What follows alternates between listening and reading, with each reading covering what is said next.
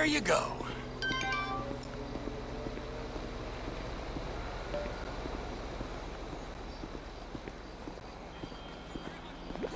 Dude, you are fucking gross, and you need to go away. For the love of all that's holy! Crazy last night, huh? For sure.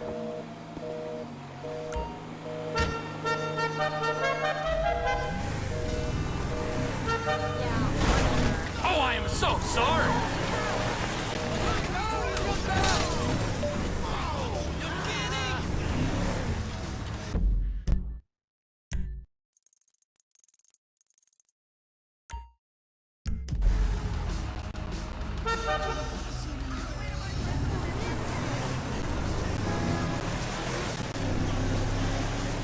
Vinewood's oldest and least fashionable tour company.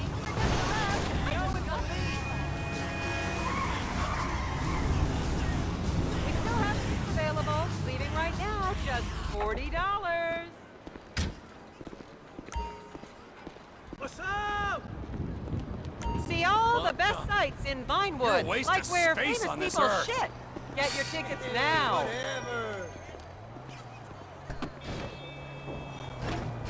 As I am contractually obliged to say, buckle up, everyone. It's showtime.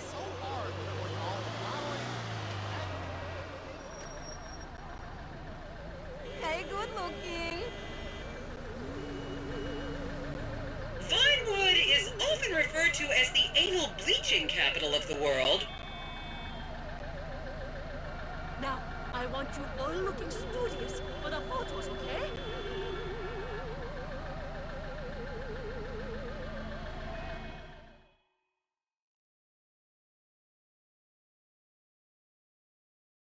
Christ, dude, back off. Okay, smartphones at the ready, celeb spotters. We are now approaching the legendary nightclub, the Dungeon Crawler. Opened in 1996, the club is famously owned by actor Bruce Spade, who has a custom-built, elevated VIP table so that he looks the same height as everyone else. It remains one of Vinewood's hottest night spots for the rich and famous to do drugs and date rape impressionable fans. Play your cards right, and that could be you! The Dungeon Crawler was in the news again recently when comedian Morgan Chester allegedly ran over a doorman in his SUV for not laughing at one of his jokes. Oh, and now a treat for you closet glam rockers on board. We're coming up to the infamous Tequila La Rock Bar. Back in the day, this was a restaurant run by the mob until it got shut down over the Adam's apple in the soup controversy of 1982. It reopened as the Tequila La Bar in 1983 and soon became a mecca for hair.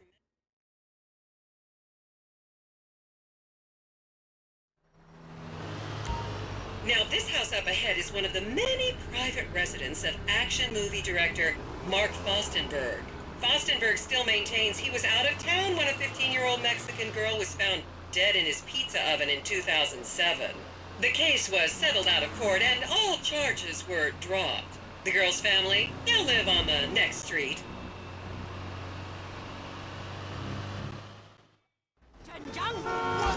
So this is the house of television exercise guru The Craze. You might have seen him degrading himself recently on Rehab Island. Do any of you remember the 80s? Huh, strange times. People didn't go to the gym back then. They did jumping jacks.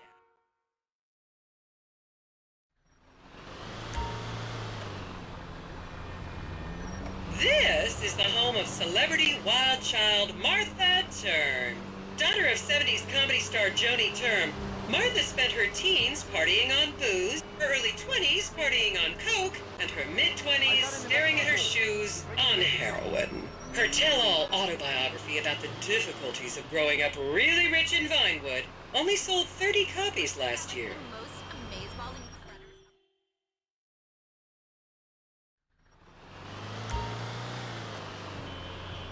Just up ahead is another place to see and be seen in Rockford Hills, the Richmond Hotel. An iconic entertainment industry hangout, sleazy producer types have been promising to make young girl stars here for over 100 years now. Not gonna lie, I did some shameful things in that lobby bar in my youth, but I've put that period of my life behind me now.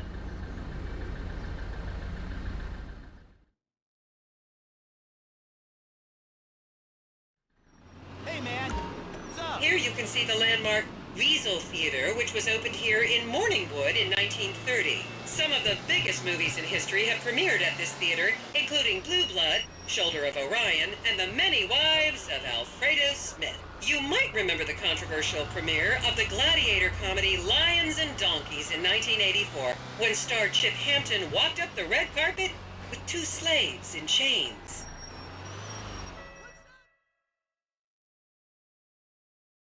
You cool?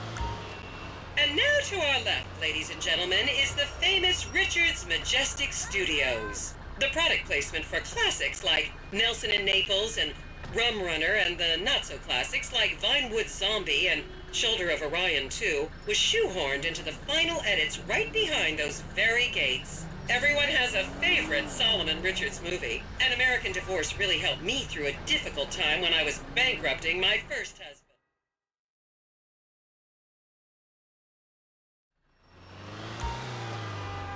Okay, people, get those cameras out. This is Portola Drive. You won't get a better chance to spot a celebrity in its natural habitat. As you can see, the recession hasn't hit this part of town very hard. These are some of the most offensively high-end designer stores in the country. And now, some fun trivia for you. There have been a number of movies shot on Portola Drive, mostly awful ones about rich idiots, including the blockbuster 2005 romantic comedy, Shoe Whore. It's credited with sending women's rights back 50 years. The store we're passing now is where British star Charlotte Crown was caught on film in the changing room, eating and purging the same burrito over and over again.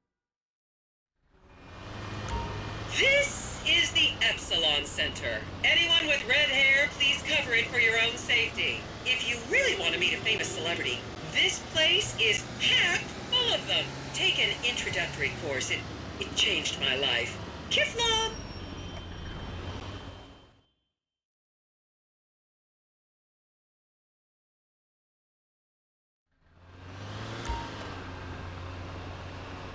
And here is City Hall. This is where the mayor's office is, if any of you care. You might recognize this building from the 20-minute final dogfight to save Earth in the movie Invasion Los Santos.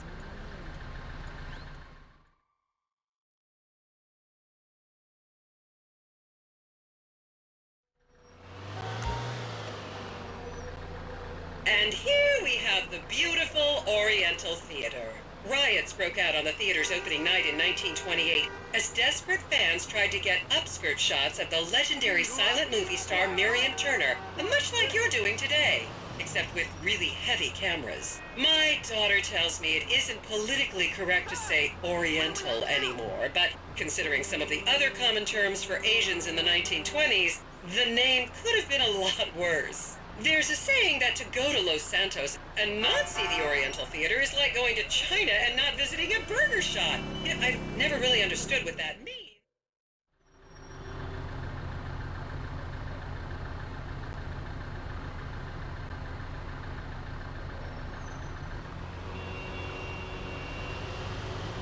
Wow.